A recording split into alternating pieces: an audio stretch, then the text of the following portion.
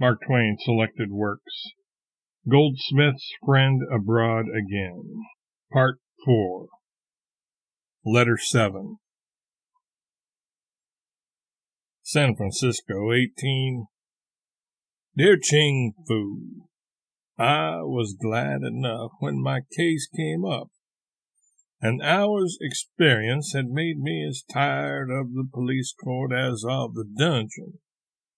I was not uneasy about the result of the trial, but on the contrary, felt that as soon as the large auditory of Americans present should hear how that the rowdies had set the dogs on me when I was going peacefully along the street, and how, when I was all torn and bleeding, the officers arrested me and put me in jail and let the rowdies go free, the gallant hatred of oppression, which is part of the very flesh and blood of every American, would be stirred to its utmost, and I should be instantly set at liberty.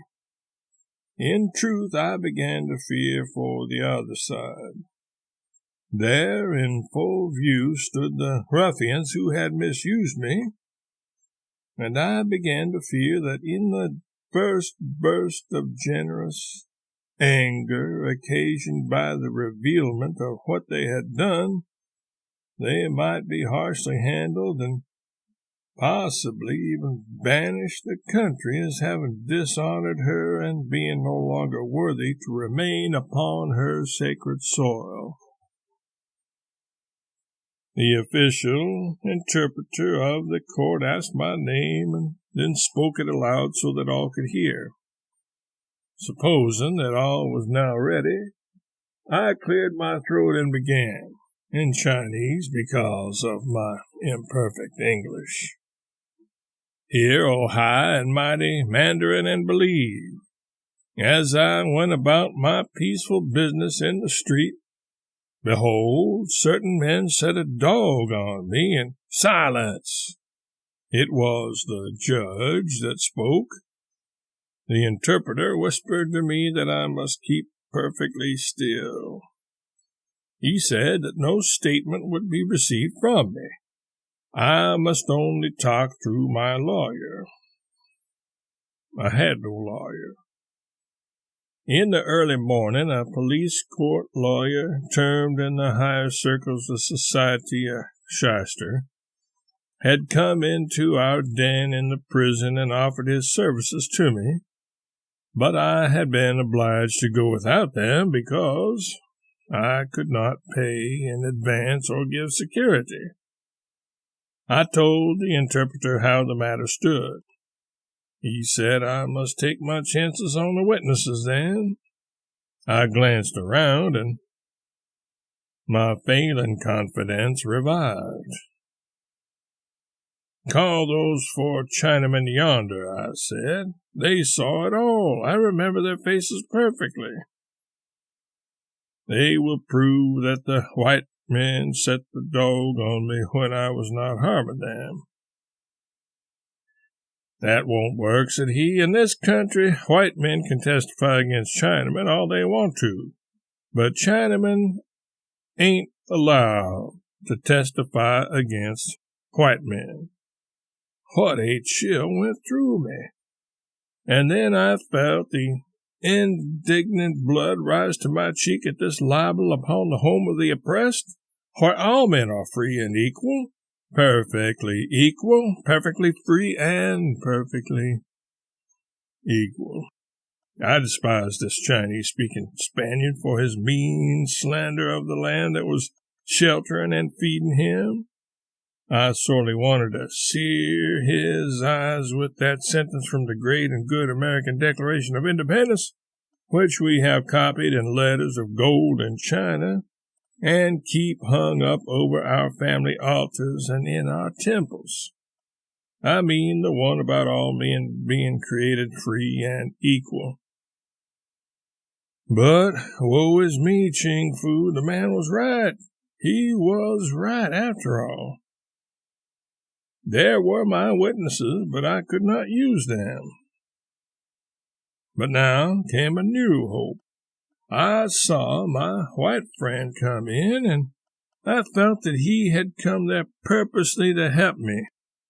I may almost say I knew it, so I grew easier. He passed near enough to me to say under his breath, "Don't be afraid," and then I had no more fear.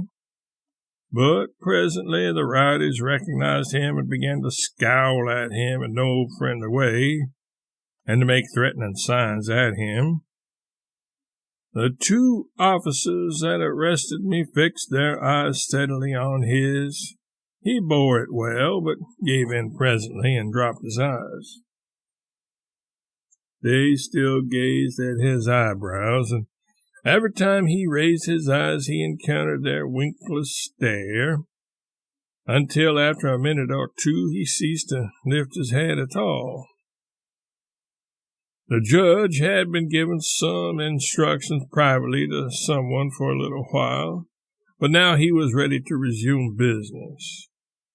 Then the trial, so unspeakably important to me and freighted with such prodigious consequence to my wife and children, began, progressed, ended, was recorded in the book, noted down by the newspaper reporters, and forgotten by everybody but me, all in the little space of 2 minutes. Ah song he, Chinaman, officers O'Flanagan and O'Flaherty, witnesses. Come forward, Officer O'Flanagan. Officer. He was making a disturbance in Kearney Street. Judge. Any witnesses on the other side? No response. The white friend raised his eyes, encountered Officer O'Flaherty's, blushed a little, got up and left the courtroom, avoiding all glances and not taking his own from the floor. Judge. Give him $5 or 10 days.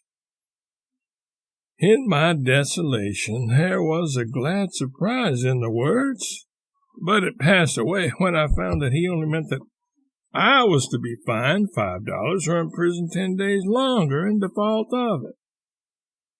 There were 12 or 15 Chinamen in our crowd of prisoners, charged with all manner of little thefts and misdemeanors, and their cases were quickly disposed of as a general thing.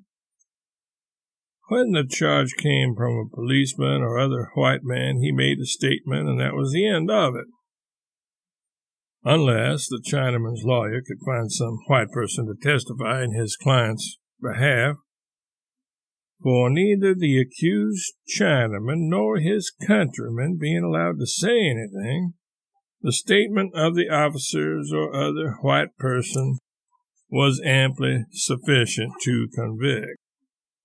So, as I said, the Chinaman's cases were quickly disposed of, and fines and imprisonment promptly distributed among them.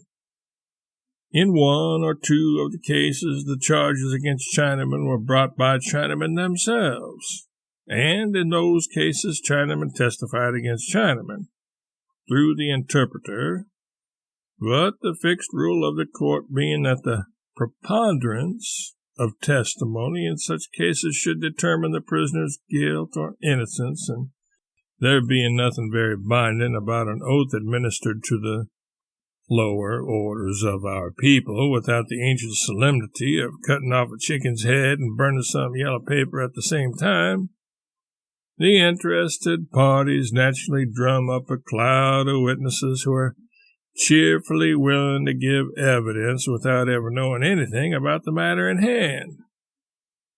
The judge has a custom of rattling through with as much of this testimony as his patience will stand, and then shutting off the rest and striking an average.